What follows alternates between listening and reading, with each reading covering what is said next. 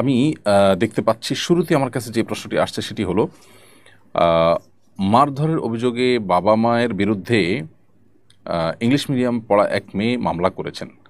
প্রশ্ন হলো, বাবা মা সন্তানকে কতটুকু শাসন করতে পারবেন? শাসনের সীমা কতটুকু? বাবা মা কি কি বিষয়ে শাসন করার অধিকার রাখেন? বাবা মা শাসন করলে সন্তানের করণীয় কি? আমি 2 সন্তানের পিতা, সন্তান লালন পালনের বিষয়ে আমাকে দিক নির্দেশনা দিবেন অনুগ্রহ করে।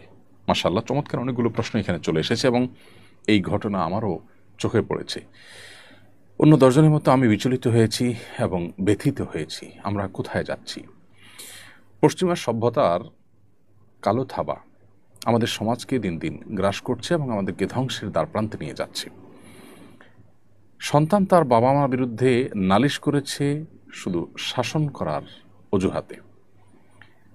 সন্তান ফিজিক্যালি কোনো টর্চার্ড হয়েছে, সে বড় ধরনের কোনো ক্ষতিগ্রস্ত হয়েছে, এমন কোনো কিছু দেখা গেল না। অন্তত যেই সংবাদ সম্মেলন বা সাংবাদিকদের সামনে তার যে কথোপকথন, সেখান থেকে সেরকম কিছু আমি যেটুকু শুনেছি তাতে বোঝা যায়নি। অবশ্য বিস্তারিত কথা শুনলে আরও হয়তো ডিটেইল জানা যাবে। তারপরও সন্তান হয়ে বাবা মার শাসনের বিরুদ্ধে অবস্থান গ্রহণ করা, এই ঘটনা আমাদেরকে স্মরণ করিয়ে দেয় আরেক ইংলিশ মিডিয়ামের শিক্ষার্থী ঐশীর ব্যাপারে। ইংলিশ মিডিয়াম শিক্ষা প্রতিষ্ঠানগুলোতে মোরাল দিকগুলো এটা এতটাই দুর্বল হয় যে বেশিরভাগ, আমি সবগুলো কথা বলছি না, অনেক ইংলিশ মিডিয়াম স্কুল আছে যেগুলোতে মোরাল দিকগুলোকে বেশ গুরুত্বের সাথে তারা পরিপালন করার চেষ্টা করেন।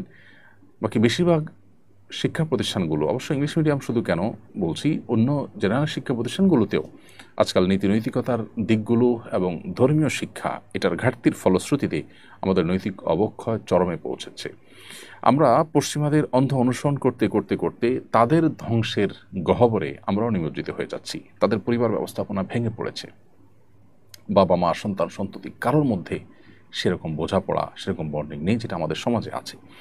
অতএব আমরা তাদের অনুকরণের এই পথ যদি পরিহার না করি, আমরা যদি আমাদের নিজস্ব কৃষ্টি, আমাদের নিজস্ব কালচার আছে এবং আমাদের কৃষ্টি কালচার এটাই আমাদের স্বকীয়তা, এটাই আমাদের আত্মপরিচয়ের জায়গা, সেটাকে যদি আমরা ধারণ না করে তাদের মধ্যে হারিয়ে যাই, তাহলে সেক্ষেত্রে আমাদের ধ্বংস অনিবার্য হবে এবং তারা যেভাবে শেষ হয়ে গেছে, তাদের পরিবার ব্যবস্থা যেভাবে শেষ হয়ে গেছে, আমরা সেভাবে শেষ হয়ে যাব।